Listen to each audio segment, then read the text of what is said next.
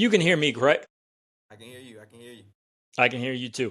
All right. Well, before I fuck this up anymore, I had to get you on here. Um, you said that Question away. you had some questions for me. I've got one question for you. I limited it to just one. Wow. Yeah, well, you know, I wanted you to be able to expand on it, and I figured that one, I don't want to take up too much of your time. I know you're a valuable man. Can't don't want to take up too much of your time. You got a lot of things going on in life. You got to make some things shake. It is what it is. Um, you want to Yeah. start with your questions first? You're the You know, guest. honestly, realistically, I think that it's more of a setup question. So I'm gonna let you get off what you got to get off first, and then we'll kind of cap A it off. setup question. Oh God. Yeah.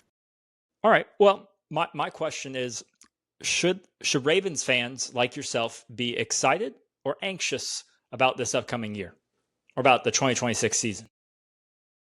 Um, I do think that there is reason to be hesitant, just because there is so much going on in social media that we're seeing, and it's really only positive. And so that does make me a little hesitant, because in the years past, when we've been so, what's the word, optimistic, we've been let down hard. So I want to say, like, yes, like a part of me that's like, pump the brakes. Let's wait till week one. With that being said, though, I'm thinking Super Bowl.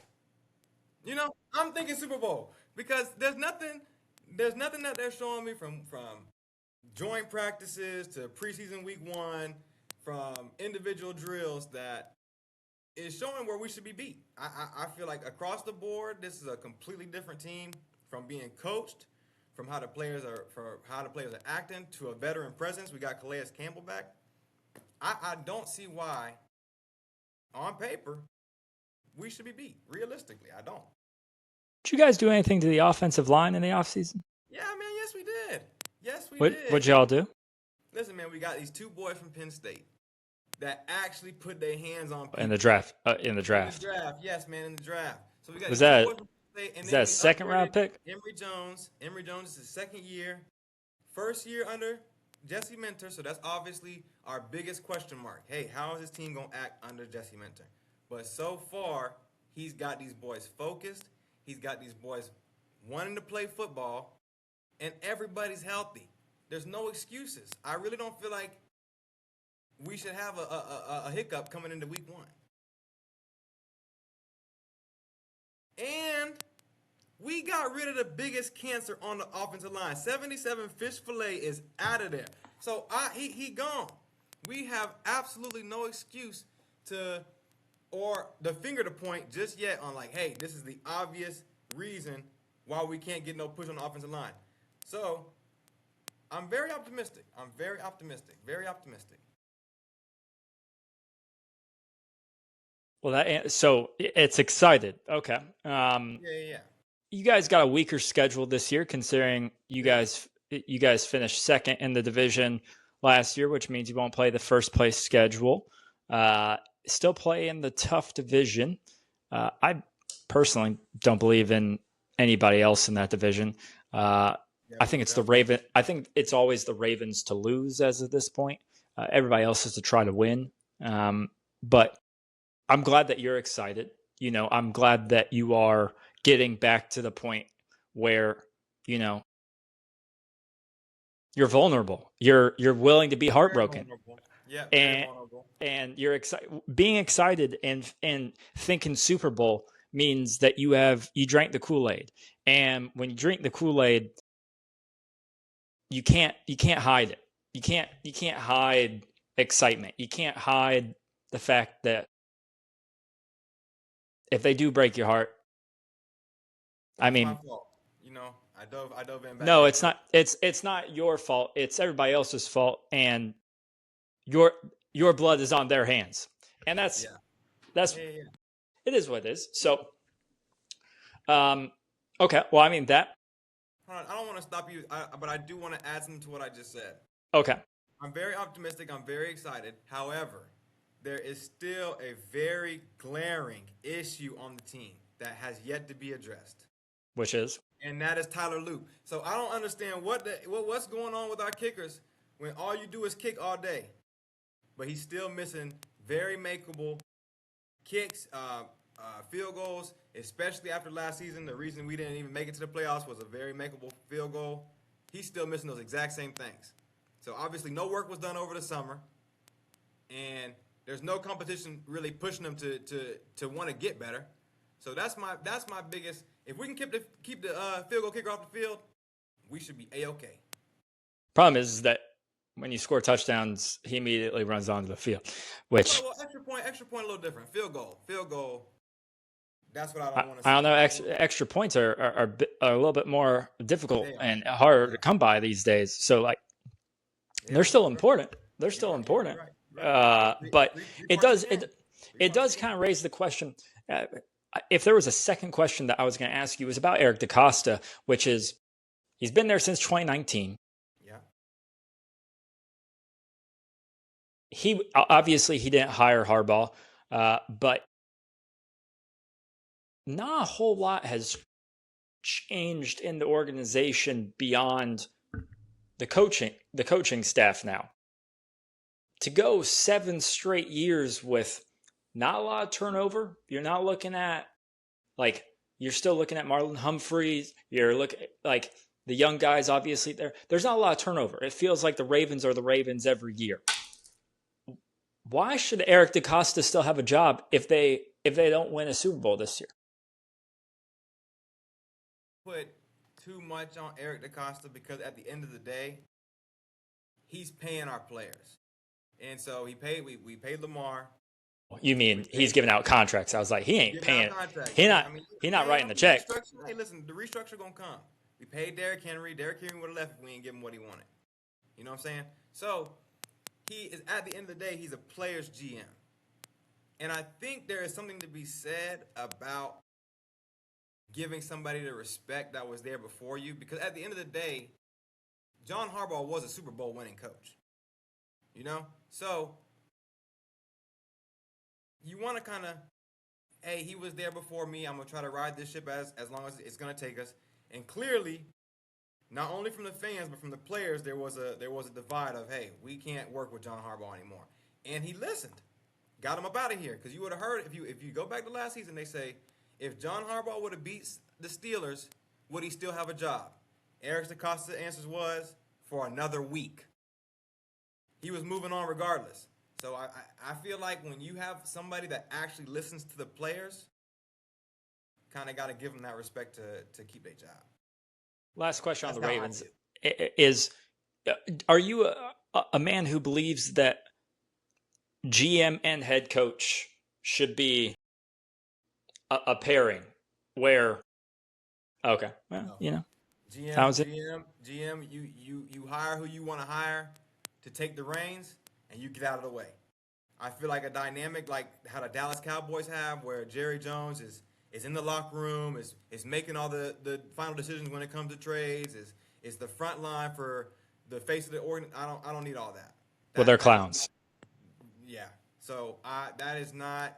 Sorry to all the Cowboys fans. Yeah, sorry to catch that straight, but not really. Not really. I'm not even gonna be sorry about it. Sorry. So yeah, when you got a GM that is so hands on and in the mix of everything, it really muddies the waters. So for somebody like, I feel like DaCosta to kind of, hey, this is what I want your role to be, and I'm gonna let you take the reins and get out of the way. That's how I feel like it should be.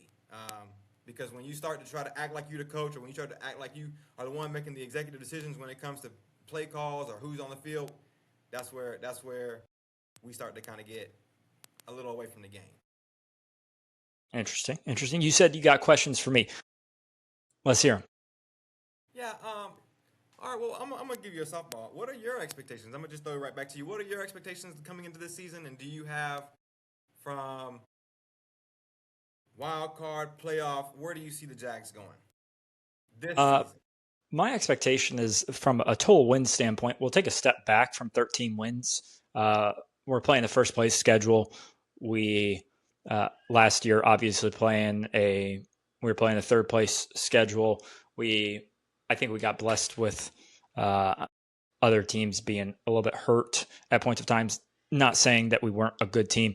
We got hot at the right time, and I thought last year um, a lot of things came together for us. A lot of things that don't happen every year: injury luck, turnover luck. We had a lot of turnover luck at the beginning of the year. Obviously, we didn't have a whole lot of turnover luck at the end of the year. As far as the injuries go, we kind of kicked the can down the road, and then we ended up losing some of the O line later in the season, which was kind of a battle on why our run game got poor. But as far as expectations this year go, I would think between 9 and 11 games is where I envision them. Uh, I I think it's if I'm being biased, it would be we're winning the division. I just Houston's so great. It's a coin flip every game between Houston and Jacksonville. If CJ Stroud and that Yeah, I was about to say Houston has not lost that defense. Their offense is a little questionable with CJ Stroud at the helm, but that defense is something to and be that's feared. and that's where, like, for us this year, I'm a little bit more confident that we we end up winning a couple more close games. We didn't. We weren't great at winning close games last year, especially early in the year. Which this year, in the second year, and with so much continuity, we have both coordinators back. We've got the majority of our skill position players back. We've got, on our defense, we got healthier. I envision us between 9 and 11 wins. Um, Do you think the that your offense is going to be as effective without ETN? uh, yeah, I I would say the offense is going to be effective regardless of what back is there. I think it's going to depend more on excuse me, is going to depend more on our offensive line because the scheme, similar to, because it's a McVay and Shanahan thing, if you don't have good offensive line push and you don't have a run game, the passing game becomes so much more difficult when you're talking about play action, and especially in the way that defenses are playing nowadays. If we can't stay ahead of the sticks on first and second down and being able to run, it's going to make it really, really tough for the offense to be as effective as we were at the end of the year last year. Our run game was much better early in the year, and then it kind of teetered off as teams started stuffing the box. And once we got Jacoby Myers in the middle of the field opened up, it was a whole lot easier to play offense. So I envision our passing game at least getting back to the level it was last year.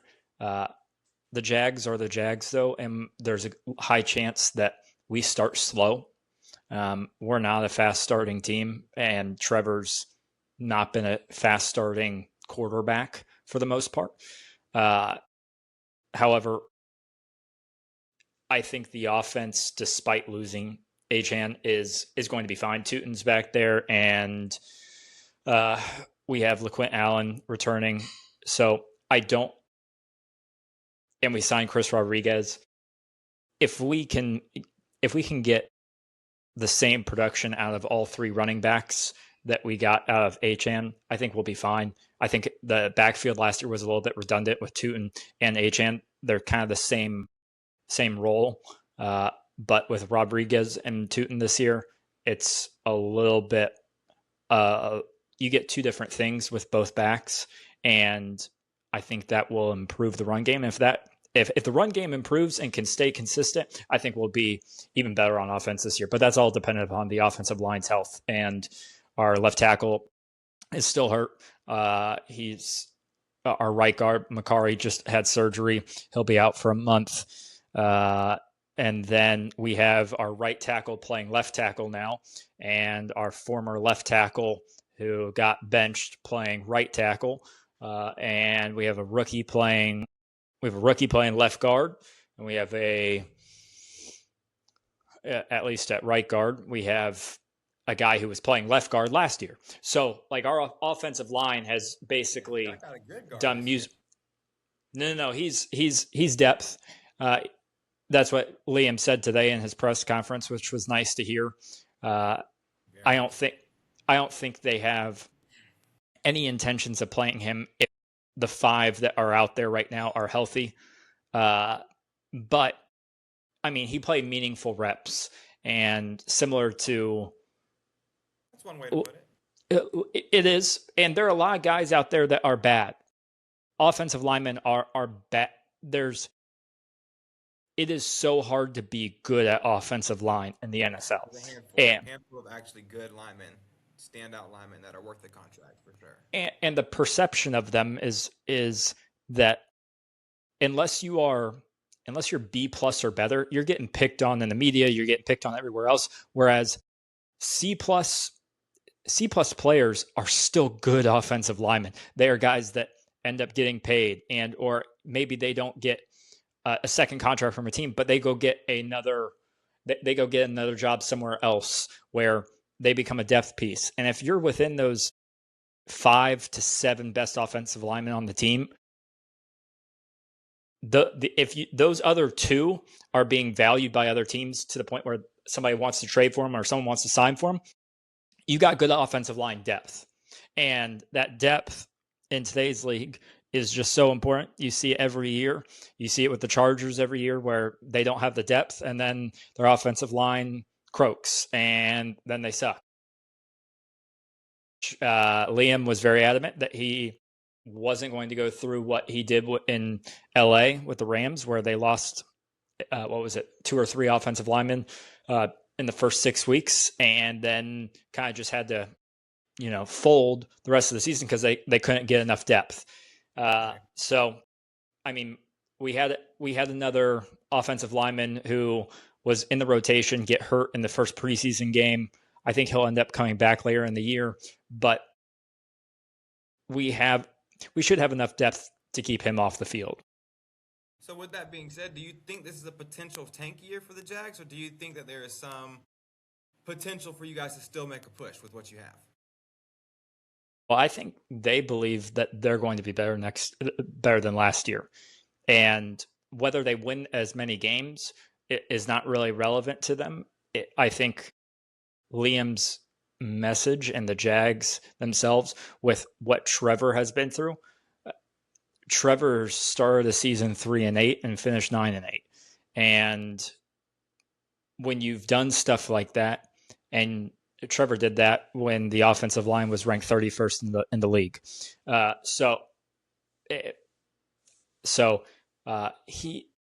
They are so used to being in the mud and in the dirt and kind of just keep clawing through it and finding a way to get back to that level. And if they can win a playoff game, great. I think their consistency mindset right now is they want to be better than they were last year and win a playoff game. I think, truth be told, if you stay healthy and some of the rookie offensive linemen play better than, I should say, shape up and become NFL players, I think you're looking at a top 3 or 4 team in the AFC. And then once you get in the playoffs, who knows? It'd be nice to host again. Obviously, we got Josh Allen, and Josh Allen played one of his best playoff games that he's played in the past 5 years in our home stadium, and that happens sometimes. And then the next week, he goes out there and shits himself in front of Denver. So For sure. And honestly, I think ever since Eli Manning did it with the New York Giants, the 9-7 team is, as long as you can get in the dance, you got a chance. So it's about getting hot at the right time. Gotta get hot at the right time. Get hot at the right time.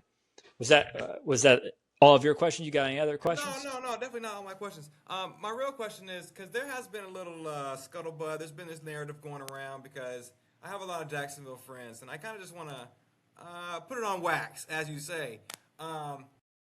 Do you think Trevor is better than Lamar? Oh, okay. There was a narrative, not from you, but there was a narrative going around. What are you talking about? Trevor was a better quarterback than Lamar. But I felt like that was kind of disrespectful. So I just wanted to hear from a Jags fan himself if that was what y'all actually believed. If y'all were trying to rile me up, because It it was worked. well, it wasn't me, and I'm sure I know who it was. But uh, yeah, it's at least for me personally speaking, it's really hard to say any based on 1 year a quarterback is better than another. You need you need multiple years of data and film for it not to be circumstantial.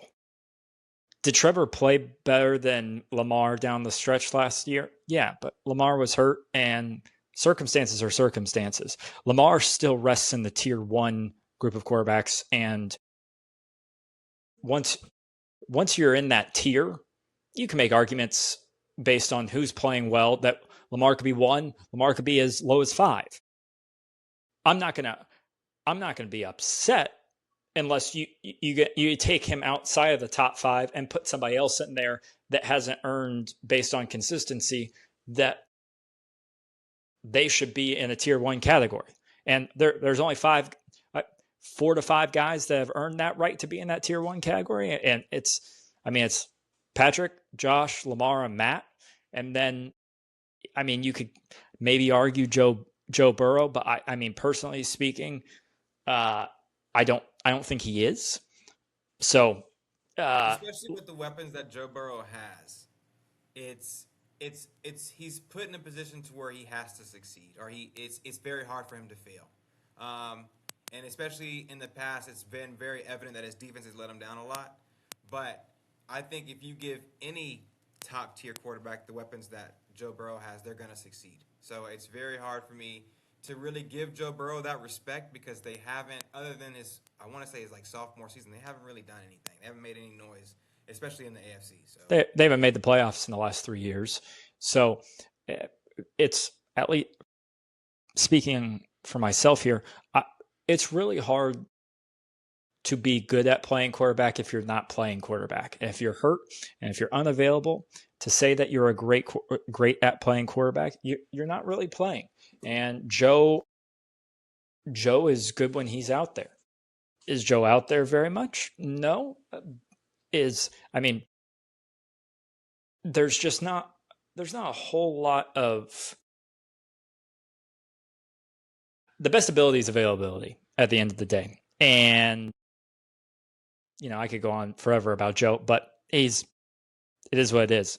Going back to the whole question, Trevor's in the tier 2 right now, and anywhere between probably quarterback 8 and quarterback 14 in the league.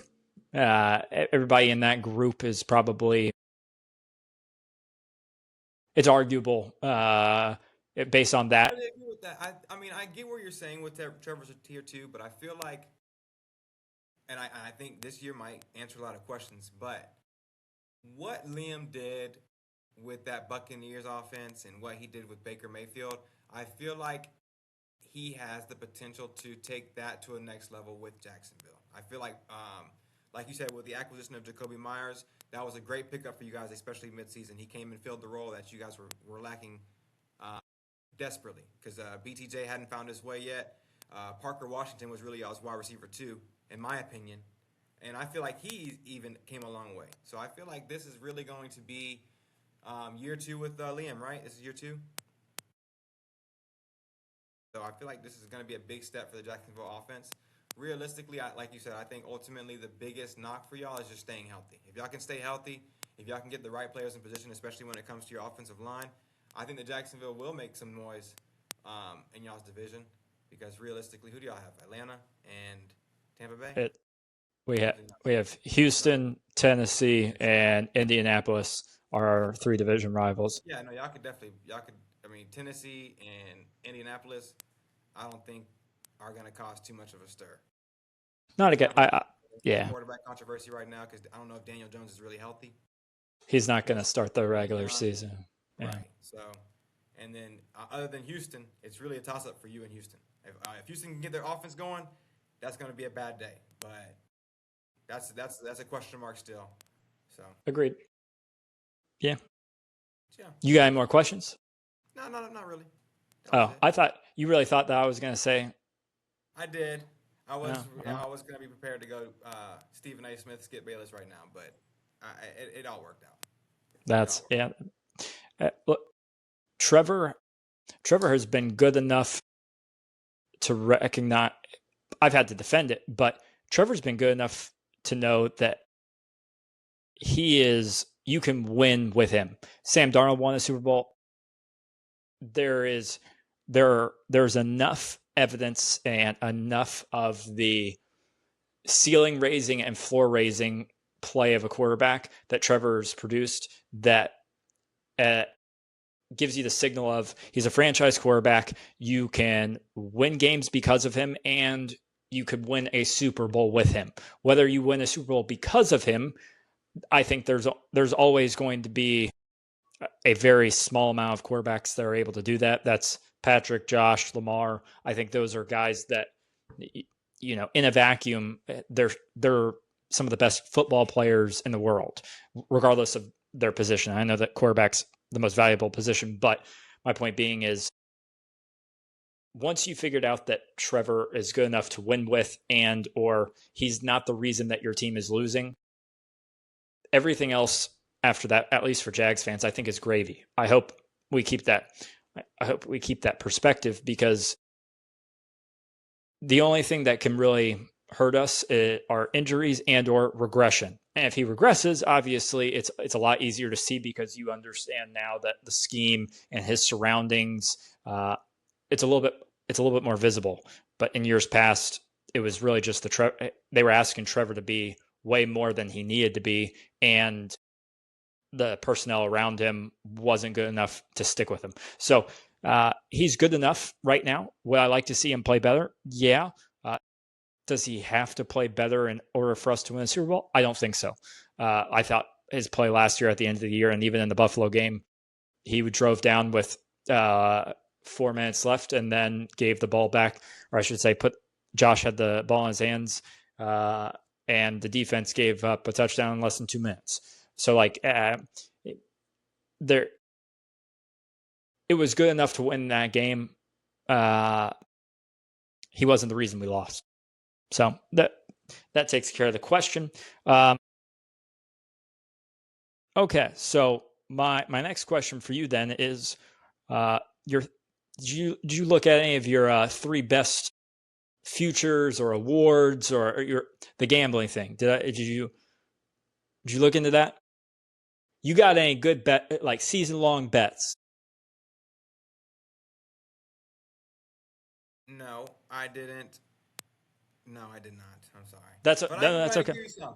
Let me tell you Oh, one thing. I got one for you, and I'll ask you the question first, and then I'll give you my answer. So, history tells us that one of the six worst teams that Vegas values is going to make the playoffs. Those six teams this year, which depending on the year, there could be more or less than six teams, but the six worst are the Dolphins, the Jets, the Cardinals, the Titans, the Browns, and the Raiders. One of those six teams or more will make the playoffs this year.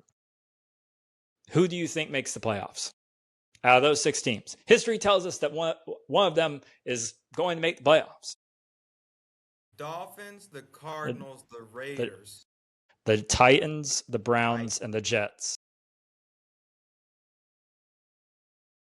All right, So then I'll give tell me you the the odd. give me So the clues. the odds are the Dolphins are plus 1,200 to make the playoffs.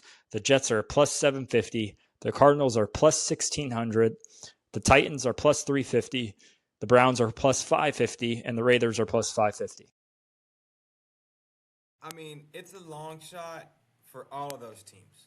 I think if Hell I'm yeah! really trying to give like an honest opinion, it would probably be the Browns, and that's only if we get a Deshaun Watson of the past, like a Texans Deshaun Watson.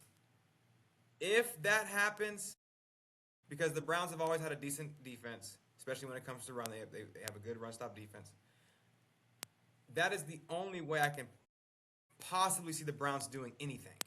So you But got so out of those six teams, you think the Browns? Probably. I mean, All right. but I mean, no. I think none of them. I'm saying if I had to pick one, it'd be the Bengals. Yeah. Okay. All right. Well, I personally, so one of the things that I made, maybe it was an Instagram or maybe it was another video, but I thought the Titans have a chance to get into the playoffs. I think if Houston's great. I don't think Indianapolis is very good, but uh, the Titans are going to play one of the worst schedules in the league again. They got a second year quarterback in Cam Ward. They got a decent offensive line. They've got offensive weapons, and they got a little bit better at defense. So if I was to pick one, also at plus 350, Vegas is telling me they're also valuing the Titans more than any of the other, or I should say, the other 5 worst teams in the NFL. Something to watch. They had what, 5 wins last season? Do you know off the top of your head?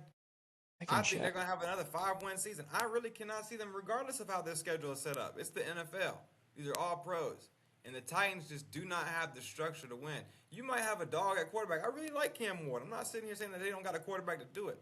But y'all's best receiver is the one that y'all just drafted. And he's not looking great in Cardinal Tate.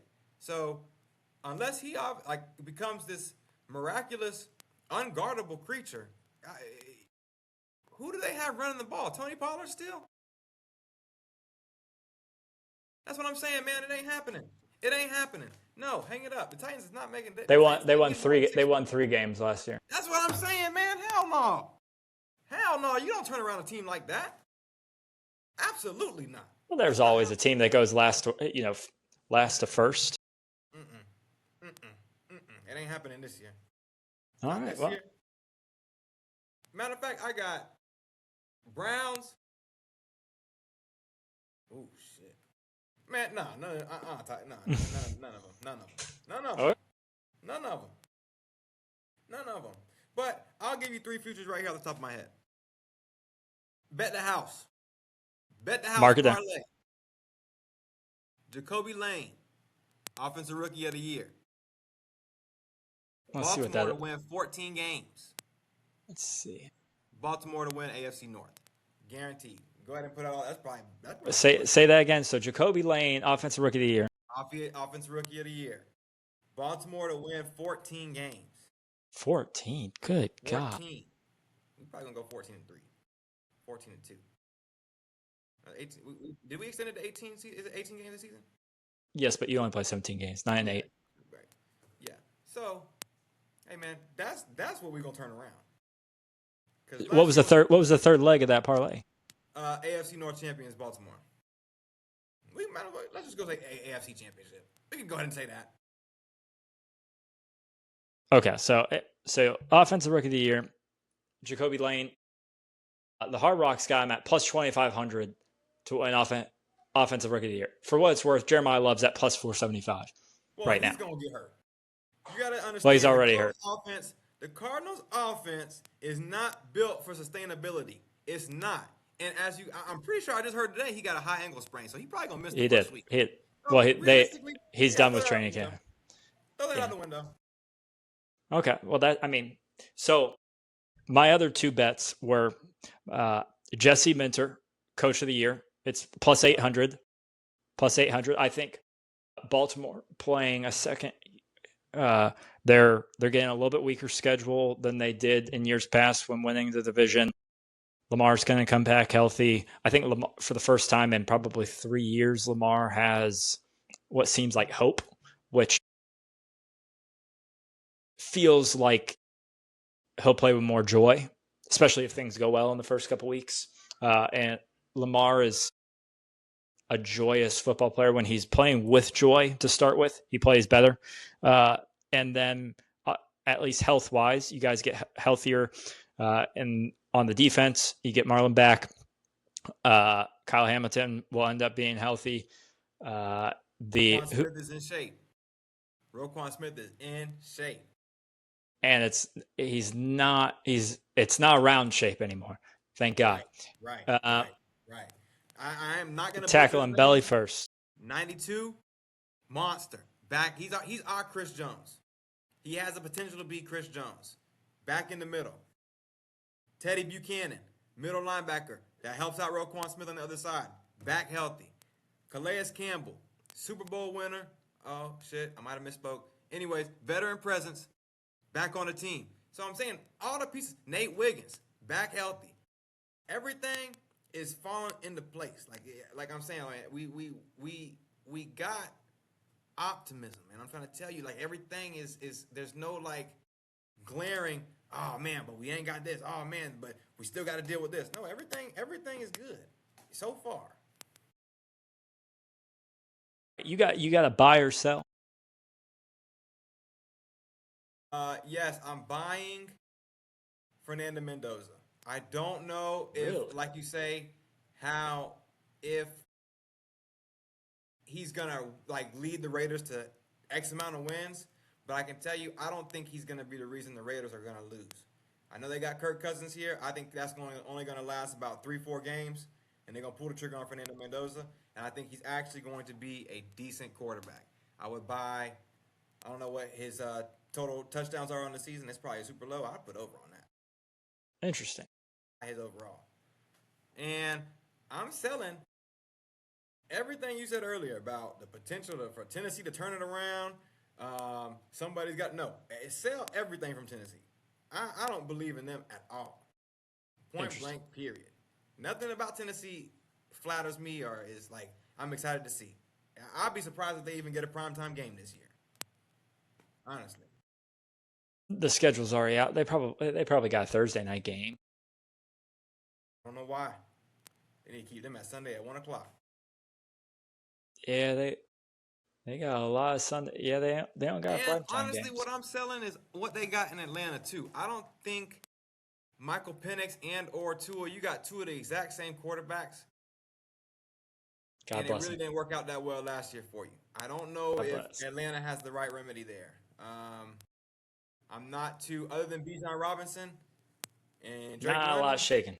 Not a lot shaking. And at the end of the day, Drake London can only do what the quarterback give him. And it ain't going to be much. So Yeah. Sell that. Sell it. Before I do my buy or sell, did the Cowboys make the playoffs this year? Hell no. Yeah, all right. Well, I agree. Man, I'm not.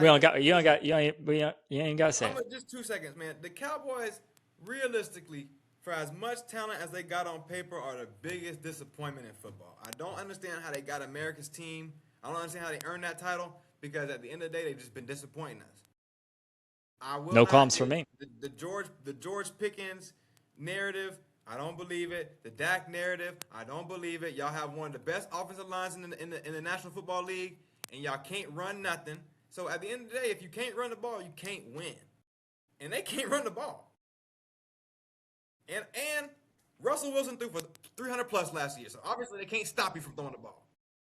Hey, until they do something about that, you gave up your best pass rusher, and you got another pass rusher. So they don't even know what they're doing.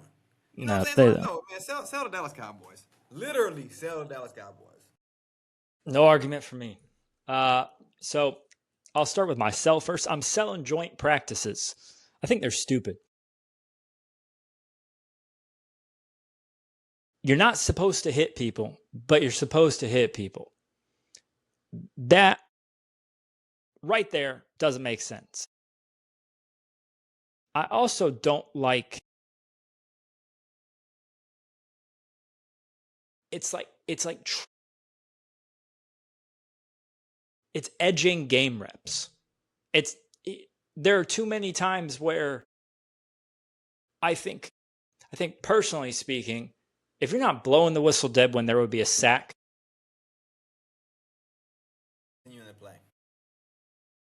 I understand why you're continuing to play out the concepts, and then you're hoping later in the season, pass protection up. Well, it gives you false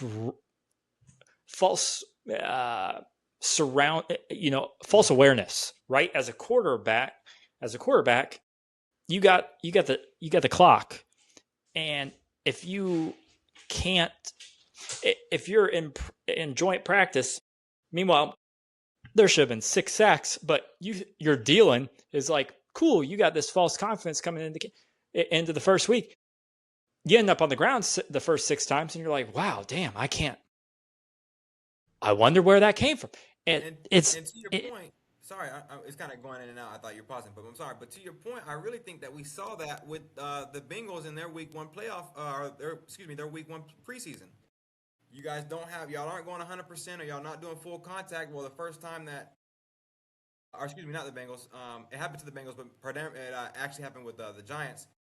You don't have a blitz pick up with your running back, and Jackson Dart gets crushed. So like I'm saying, like this false expectation of they're gonna tag off or the pressure's not coming how it's supposed to come. Pause.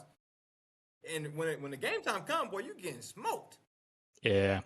So that going back to the joint practice thing is like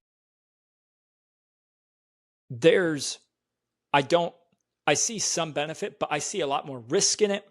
There is there are too many fights, um, and there are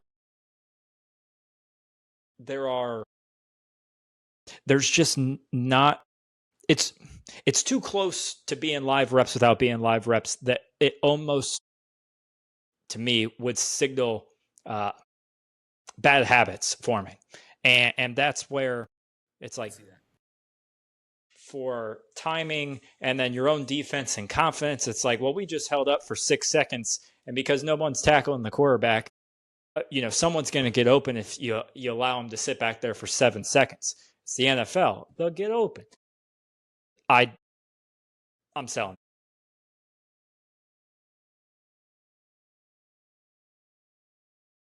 Okay, that was the end of my rant. For my buy, um,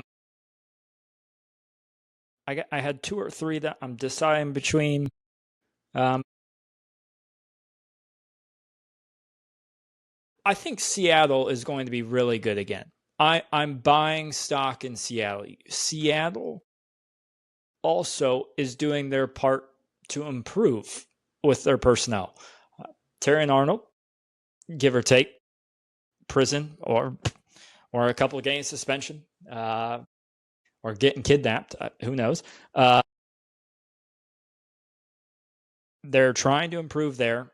You also then have that they just signed Trayvon Diggs today. Like they are, yeah. It's a Well, Kansas player. he's gonna be a backup, He'll be and I special think teams. potentially, but what they are doing and their ability to run the ball. I know they lost Kenneth Walker, but I don't think Kenneth Walker was incredible every part of the year last year. I thought he was serviceable, and the the whole offense is pretty much coming back. Good offensive line and the defense, man. I mean, I know defenses are the most volatile year to year, but it'd be really Defense is good. it'd be really hard to tell me that they're going to be exponentially worse than they were last year, or even marginally worse. Just unless they get it hurt, why would that defense be anything other than a top five defense again? And I know that they got to play the Rams twice a year, but I don't know that a lot of people are talking about Seattle like they're the reigning champs, or like they talked about Kansas City a couple of years ago.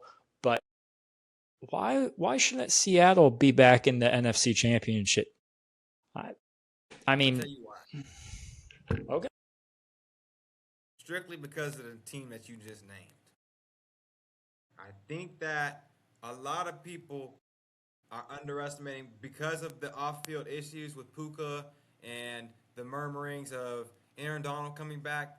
Regardless of all that, you just added one of the most disruptful defensive forces to play the game in Miles Garrett, excuse me. That alone, with that And defense on Trent the McDuffie. and Trent McDuffie, that alone is gonna keep you in so many games. It's not even funny. Like the Browns had a couple of games where they didn't lose by much. It was still close games, strictly because their defense was so good, and that was a direct result of having Miles Garrett on the field. So when you add that kind of person to McVay's offense or McVay's team, excuse me, it opens up so much for everybody. Kind of like the Ndamukong Suh factor. And Dominican Sue wasn't exactly a disruptive force, but when he played with somebody like Shaquille Barrett, when he played with somebody, dang, I forgot who else it was, but you can go back and check. He makes the game easier for everybody around him, and so that exact thing is going to happen with Myles Garrett being on the field. So I think that the Rams are going to be something to buy, in my opinion. That's one of my big buys. I think that's a team that you definitely need to watch out for from week 1 to week 18. I would agree. I think that's it's an easy buy. It's just like, I mean, on paper, it looks really good. It does. It does. Do I want to pick it? I do, but I feel like it's a consensus thing. It's like everybody and their mama's picking that. Everybody, you'd be silly not to buy it. It doesn't mean I'm not buying stock. In my free time, I might be buying stock, but it doesn't mean that it's not surprising. But that's all that I had. You got anything else? Otherwise, I'm gonna let you get out of here, and you got places to be, people to see. So I appreciate you coming on. No, man, I appreciate you giving me the opportunity to come out here and speak. It's been a while since the cameras have been rolling, so it's always fun getting up here and chatting football. Man, it's right around the corner. I think that's what we've all been waiting for. Let's just see pads on and people hitting. So I'm really excited for this season. If anything else, I think that I don't want to get way too ahead of ourselves because, like I said, optimism can lead to disappointment. But I think this is 3-time MVP for Lamar. That's my ultimate goal, or my ultimate, what I'm looking for is I think this is 3-time MVP for Lamar. I think that, like you said, the confidence that Jesse Minter has came in and gave them. There was something that Lamar said. He said, this is the first time our offense had everybody learning everybody's responsibility. And if you play ball, that's kind of like the first thing that's supposed to happen. Like you should know what the man to your right of you and the man to the left of you has. You should know what somebody else's responsibility. If you're on offense, you should know what somebody else's responsibility is, just on a communication standpoint. And so John Harbaugh not implementing something that simple that I feel like can get everybody on the same accord is going to work numbers for Baltimore. So I think that when we got everybody, especially with the offense that we got, thinking like, hey, what is Lamar going to be doing? Hey, what is Rashad Bateman going to be doing? Hey, what does A. Flowers have on this play? Hey, everybody on the offensive line knows everybody's assignment. That only brings us closer. So I feel like if that can actually stick, the sky is the limit for Baltimore. Realistically, I think because Lamar is just that great of an athlete, in my opinion. That's just, hey, chiropractic, baby, we back popping. You feel me? We back popping. That's how I feel. That's just how I feel. Super Bowl.